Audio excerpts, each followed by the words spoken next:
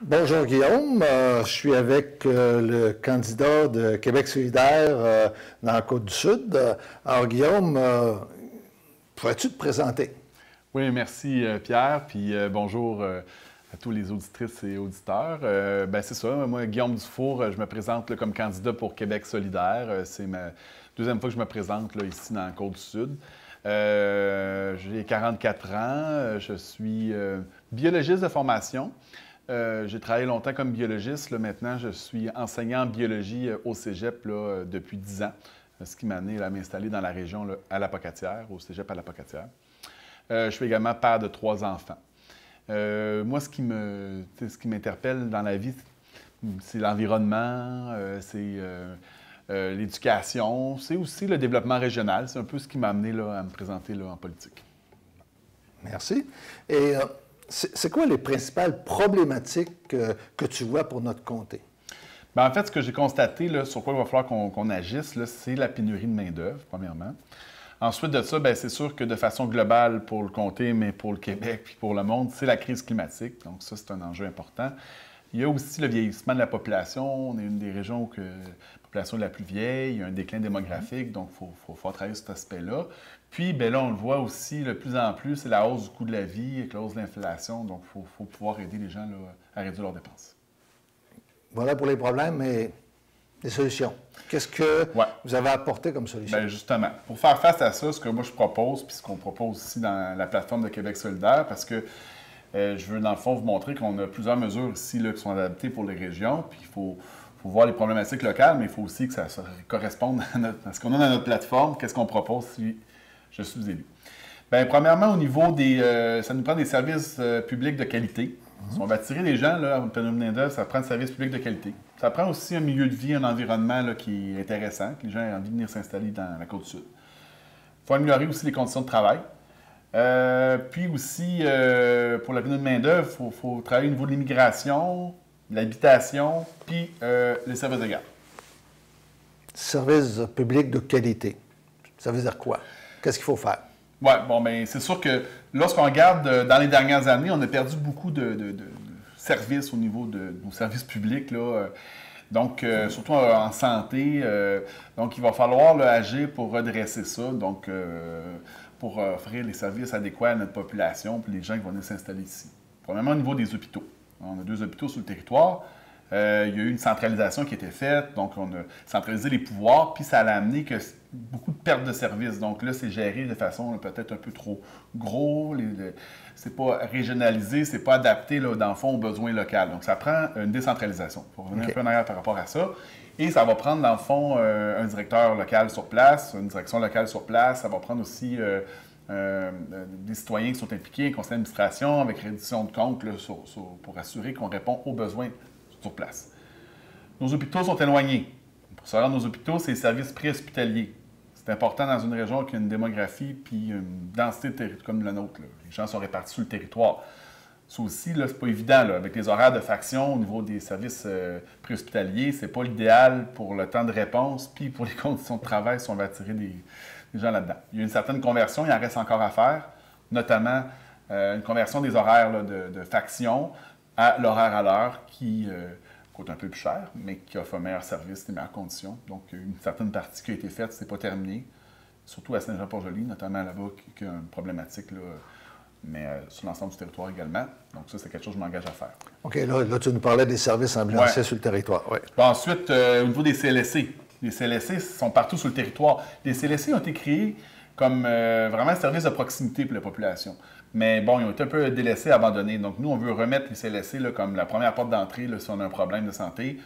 2 enjeux importants que les CLSC ont comme mission puis qu'il faut faire davantage, c'est la prévention et aussi la santé mentale. Donc, il faut qu'on puisse offrir plus de services dans nos CLSC. On veut les être ouverts 24 heures sur 24, 7 jours sur 7. Première porte d'entrée, peut-être d'aller engorger les urgences. Autre élément aussi, c'est la santé. Bien, pas la santé, mais les soins à domicile. Donc, une population vieillissante, quand on parle aux aînés, l'endroit où ils veulent le plus rester, c'est dans leur maison. Surtout avec ce qui s'est passé dans la pandémie, là, les résidences personnes âgées, les CHSLD, les gens veulent plus rester le longtemps possible chez eux, mais des fois, ils ont besoin de soins de santé. Donc, il faut pouvoir offrir cette aide à domicile-là. Donc, on sait à Québec solidaire des grands investissements pour l'aide à domicile, puis pour aussi aider les proches aidants. Donc, les proches aidants, c'est merveilleux quand il y en a. Ils donnent un bon coup de main, s'occuper de leurs proches quand ils ont des besoins, mais bon, c'est pas toujours facile. Puis, il faut pouvoir les aider là-dedans, les accompagner. Là. Souvent, il faut qu'ils s'absentent du travail ou ils peuvent s'épuiser là-dedans aussi. OK. Tu nous as dit d'entrée de jeu qu'une de tes préoccupations personnelles, c'était l'environnement. Ouais. Qu'est-ce qu'il y a à faire d'urgent en matière d'environnement pour la crise climatique?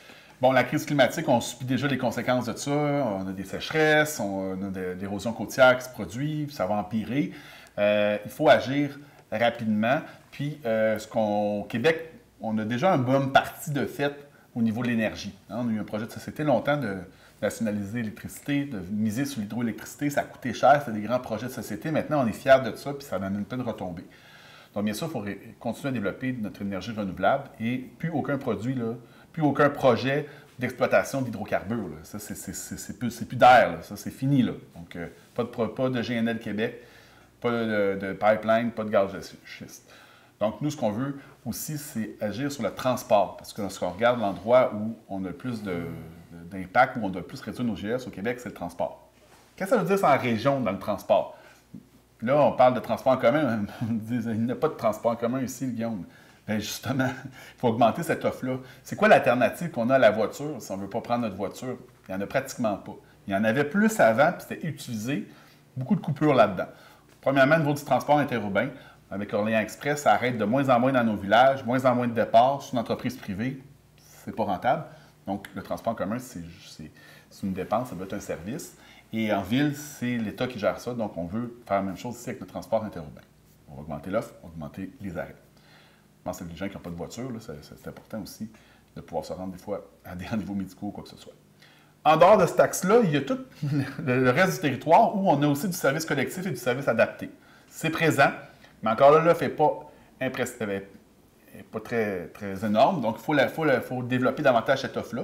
C'est géré par les MRC, puis ils font beaucoup de travail, mais il faut adapter le financement. Le financement, là, il n'est pas nécessairement adapté à une région comme la nôtre, où on a une faible densité de population. Donc ça, il faut augmenter ça. Surtout si une population vieillissante là, va utiliser ce transport-là de plus en plus pour prendre leur voiture. Donc, c'est aussi une mesure sociale. Pour l'environnement, bien aussi l'achat local. Moi, l'achat local, c'est quelque chose qui m'interpelle beaucoup. Oui, on veut faire nous se déplacer moins de kilométrage, mais il faut éviter qu'on aille tout le temps à Québec, Rimouski ou ailleurs, pas Rimouski, Rivière-du-Loup, pendant on est situé dans le comté, pour aller faire nos achats. Si moi, je peux passer plus de temps proche de chez nous à faire d'autres choses que de la voiture pour faire mes achats, puis en même temps, au niveau des circuits courts en agriculture, donc on l'a vu avec la pandémie, là, les aliments, ils parcourent des kilomètres, ça vient par toute la planète. Mais on est capable d'en produire localement là, des aliments. Puis on a de plus en plus de petites fermes comme ça qui se développent. Donc, il faut les aider. Il faut qu'il y ait plus de marché public. Il faut soutenir ces éléments-là pour pouvoir accéder à ces aliments-là. Tu nous soulignais la question de l'immigration. Il y en a été fortement question au débat des chefs. On nous en a parlé sur le terrain des besoins en immigration. Comment tu vois ça? Bon, on a parlé beaucoup de chiffres. Il en faut-tu plus, il en faut-tu moins? Mais moi, je pense qu'en immigration, il faut se concentrer sur que c'est des humains, c'est des gens qu'on veut recevoir, puis on a des besoins dans la région en pénurie de main-d'œuvre, puis on a un déclin démographique aussi, donc c'est un moyen de régler ça. Moi, je pense que les organismes qui sont déjà présents dans le milieu, les entreprises, ceux qui accueillent les immigrants, sont capables de nous dire quelle quantité on a besoin dans la région. Okay? Donc, on peut déjà y aller avec là par rapport aux chiffres. Ensuite de ça, bien, ça passe, l'immigration aussi, il faut favoriser ça pour que les immigrants viennent en région. Souvent, les premières étapes, c'est qu'ils ont permis de travail, ils viennent ici pour le travail, mais souvent, ils partent. Donc, ils ont un problème au niveau de la rétention. Donc, pour favoriser cette rétention-là, faire mieux faciliter leur intégration, à Québec solidaire, on veut créer des carrefours régionaux d'immigration. Il y a déjà des organismes qui travaillent, qui font un peu ce travail-là. On veut donner plus de sous là-dedans, puis qu'on ait plus de moyens pour accueillir les immigrants, les aider dans leur démarche ici pour obtenir leur résidence permanente. Une fois qu'ils ont ça, là, ils vont s'installer, ils vont faire venir leur famille. C'est ça qu'on veut. OK?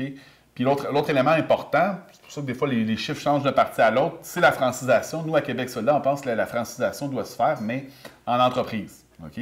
Donc, ça va prendre des sous pour ça, parce qu'on libère l'employé pour qu'il apprenne le français sur place. Donc, c'est plus facile là, que de faire ça le soir. Puis, ça, c'est un autre élément qu'on veut par rapport à l'immigration. Tu nous as également parlé qu'il y avait des défis à relever, des solutions qui relevaient des conditions de travail. Oui, en fait, au niveau des conditions de travail, bien, c'est sûr que quand on cherche un emploi, on va avoir une bonne condition de travail. On le voit dans le système de la santé, là, puis même au niveau des enseignants, en éducation, c'est de plus en plus dur de recruter des gens. Donc, il faut, d'un côté, augmenter les conditions de travail. Il y a le salaire, mais il n'y a pas tout. C'est pas tout uniquement ça. C'est pas facile. Donc, il faut offrir des services aux employés. Il faut qu'ils soient capables d'avoir des conditions de travail agréables. Puis, ce qu'on constate quand on parle aux organismes communautaires, les petites entreprises, c'est que là, les salaires augmentent beaucoup. D'ailleurs, on propose d'augmenter le salaire minimum à 18 de l'heure, donc pour aider les gens qui ont moins d'argent. Ça peut aider pour avec la hausse de l'inflation. Mais là, c'est sûr que les organismes communautaires, les PME, c'est des coûts supplémentaires, donc on prévoit une aide là, pour ces plus petites organisations-là. D'ailleurs, au niveau des organismes communautaires, c'est ce qu'on nous dit partout. Eux, ils ont de la misère à regarder leurs employés recruter parce qu'ils sont en compétition avec le secteur public, le secteur privé, où ils sont pas capables d'offrir les mêmes conditions comme des assurances, des choses comme ça. Donc, on veut vraiment que le financement des organismes communautaires là, soit augmenté. Puis, ce qu'ils nous disent, c'est que aussi, ils veulent que leur expertise et leur savoir-faire soit reconnu, qu'on ne leur dise pas comment faire leur travail. Donc, ils ont besoin de financement davantage à la mission. Donc, on augmente le financement des organismes communautaires. Ils vont pouvoir recruter des gens, les garder, continuer à bien faire leur travail. Donc, c'est vraiment des organismes qui font un travail immense avec peu de moyens, donc il faut les aider davantage. Logement, service de garde? Oui, bien, au niveau de l'habitation, il manque de logements. Il faut y aller dans les différents... construire toutes sortes de logements. Le privé va beaucoup dans des logements un peu plus chers où il y a des terrains pour des maisons qui coûtent plus cher, mais pour l'accès à une première habitation, c'est pas facile pour bien des Québécois, Québécoises, même ici dans le comté. Donc, on veut créer des logements abordables. Donc, des logements qui coûtent moins cher pour permettre un meilleur accès à la propriété et davantage de logements sociaux. Donc, aussi, ça va libérer d'autres logements en créant des nouveaux logements sociaux. Il y a eu un sous-investissement là-dedans. Les besoins sont criants. Bon. Il y avait aussi au niveau des CPE, c'est ça, en fait, les services de garde. Donc là, c'est bien beau faire des gens s'ils ne sont pas capables d'aller travailler parce qu'ils ont des enfants à la maison, puis si on veut augmenter notre population, ça va prendre des enfants. Donc, il faut favoriser ça. Il manque de place dans les CPE ou de toute façon générale en service de garde. Puis, je parle beaucoup des CPE là, parce que quand on regarde les parents, c'est souvent leur premier choix, c'est le CPE. Et par le passé, on a développé plutôt d'autres types de services de garde plutôt que les CPE. Nous, on croit qu'il faut créer plus de place dans les CPE. C'est ce qu'on va faire à Québec solidaire. Par contre, en attendant, c'est sûr que ça ne fait pas des places seulement rapidement, donc on veut aussi créer des micro-CPE qui sont vraiment des petites structures plus flexibles entre le milieu familial puis l'institution, le CPE plus gros. Il va y avoir l'aide du bureau coordonnateur pour aider, dans le fond, des municipalités ou des entreprises qui voudraient mettre en place là, des petits CPE. Et merci Guillaume. Écoute, on achève le temps qui nous était imparti. Oui. En quelques mots, comment tu résumerais le défi, l'objectif ultime de cette campagne?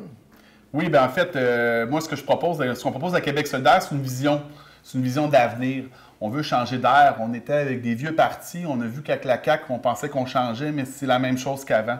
Nous, on a un projet de société. Mais pour ça, si on veut faire face à la crise climatique, si on veut faire face à la crise sociale qui est en train de s'installer, si on veut faire face à la hausse du coût de la vie, une population qui est vieillissante, bien, il faut arriver avec des mesures ambitieuses. Il faut foncer, puis il faut changer d'air, donc aller avec des solutions appropriées. Donc, merci. Merci Pierre. Merci Guillaume.